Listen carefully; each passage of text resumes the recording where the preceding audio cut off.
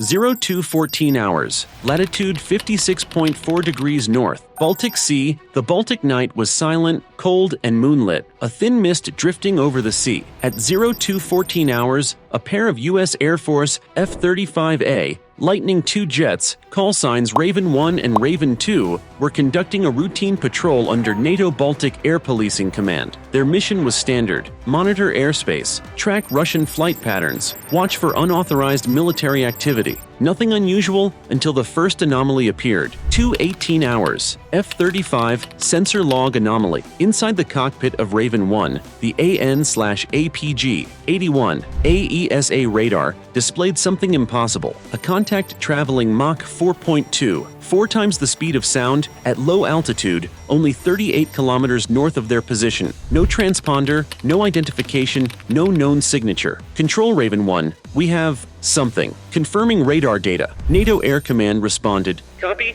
Raven 1 data link received. Continue tracking." Seconds later, the contact accelerated. Mach 5.1. There are only a handful of known hypersonic platforms in the world. None are supposed to fly that low. 2:21 hours, tracking attempt number 2. Raven 2 engaged optical tracking mode. Its infrared search and track system, EOTS-23, swept the sky. What it captured was brief and unclear. A faint heat bloom. No clear shape, no exhaust plume. Just a streak, like a meteor, but moving horizontally. Then it vanished. 2:22 hours. NATO Command Center, Ramstein Air Base, Germany. A watch officer stared at a digital map showing the track's velocity markers. He zoomed in, recalculated, then said the words "protocol required." Possible hypersonic intrusion, classification pending. Phones rang. Clearances were requested. Screens locked into encrypted mode. Someone from the intelligence desk whispered, "Russia's Zircon?" Another replied, "No, trajectory doesn't match, and Russia isn't testing tonight." The room grew quiet. 0225 hours, Raven 1 pursuit attempt. The F-35s pushed to intercept speed. Mach 1.3, then 1.4. But the contact had already outrun them by hundreds of kilometers. Raven 2 transmitted, "This thing isn't flying. It's skipping the atmosphere." A maneuver consistent with boost glide hypersonic systems, but those require ballistic launch signatures. There were none.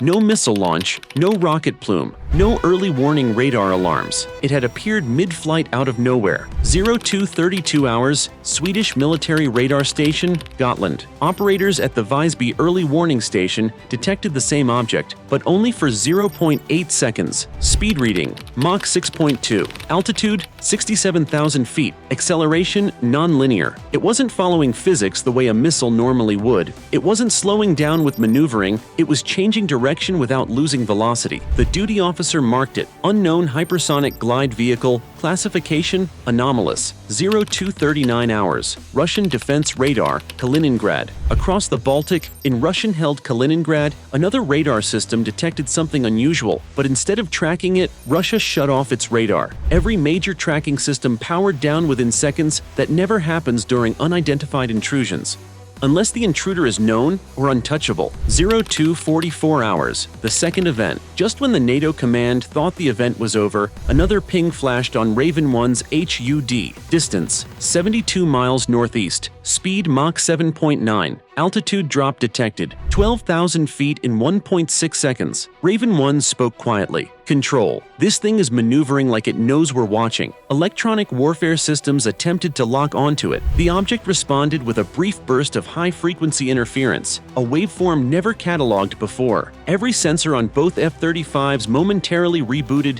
not disabled. Reset, as if the system was telling them, "You are not allowed to see me." 0248 hours. Satellite confirmation attempt. U.S. Space Command attempted to lock remote satellite tracking on the intruder. One satellite detected 3 heat signatures, not one. 3 objects moving in perfect formation, then merging into one. That type of behavior isn't known in hypersonic flight. It isn't even theoretically confirmed, but the raw data said it happened. 0253 hours, final visual contact. Raven 2 caught the object again, this time visually for 0.4 seconds. Not a dot, not a blur. A crescent-shaped craft, glowing faint blue, rotating slightly as it moved. almost like it wasn't pushing through air, but riding it. Then, silence. The object disappeared from radar, optical sensors, and satellite surveillance simultaneously, as if it had never been there. 0451 hours. Intelligence cross-reference. A classified query was sent across multiple NATO intelligence networks. Any known experimental hypersonic platform with maneuver capability beyond Mach 7? Responses returned within minutes. United States, no matching program. Russia, no Zircon or Kinjal tests scheduled. China, no recorded launch telemetry. France, UK, Israel, no high-speed research flights logged. There were no matches. The file received a new internal designation, UHX Baltic Event. Category, unknown origin, 0533 hours, Russian response. Satellite monitoring detected unusual activity at a Russian air defense base in Kaliningrad. Not mobilization, not alert status, a lockdown. Encrypted bursts were transmitted to Moscow. No radio traffic, no public acknowledgement. Like NATO, Russia was also silent. Both sides had seen the same thing,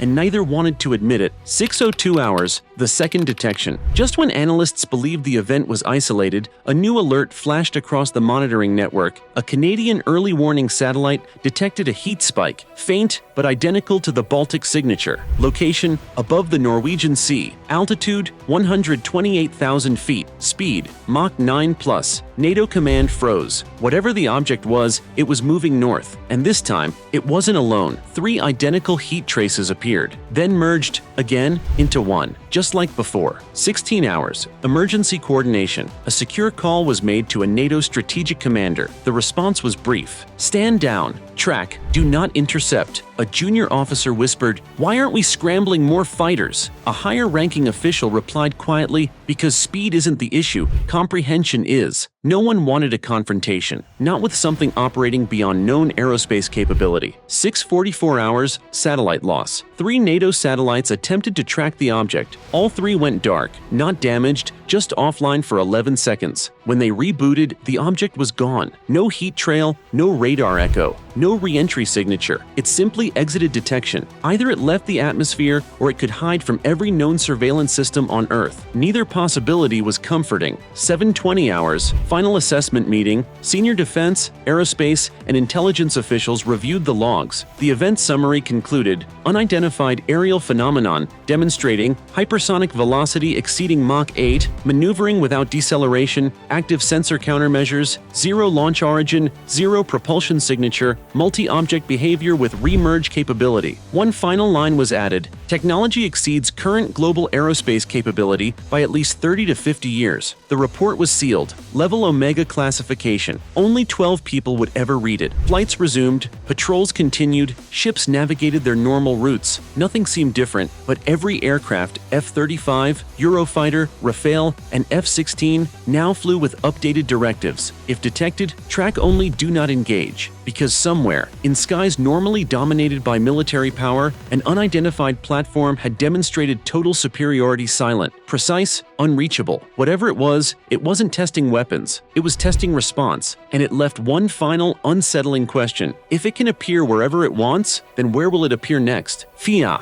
758 hours. Classified Aerospace Analysis Wing, Brussels. Deep inside a sealed NATO vault, aerospace scientists gathered around a holographic simulation of the object's flight path. The projection showed impossible vector changes, each one defying conventional thrust and aerodynamics. One scientist leaned forward, noticing micro-fluctuations in the telemetry, ripples, like distortions in the atmosphere itself. "These aren't flight maneuvers," she said quietly. "They're spatial transitions." The room fell silent. The term was usually reserved for theoretical physics, not operational military encounters. 0826 hours, emergency intelligence memo. A rapid distribution memo was dispatched to select intelligence agencies. The wording was unusually restrained, almost careful. Subject exhibits non-ballistic, non-aerodynamic motion patterns. Potential field-based displacement suspected. Behind the sanitized language was a growing fear, not of attack, but of irrelevance. If this technology belonged to a rival nation, global power balance had already shifted. If it didn't, then the world was dealing with a capability no government controlled. 904 hours, the unsent report. A senior NATO analyst drafted a confidential note intended for high command. The note proposed a radical possibility. The object may not have been conducting reconnaissance, escape maneuvers, or even evasion.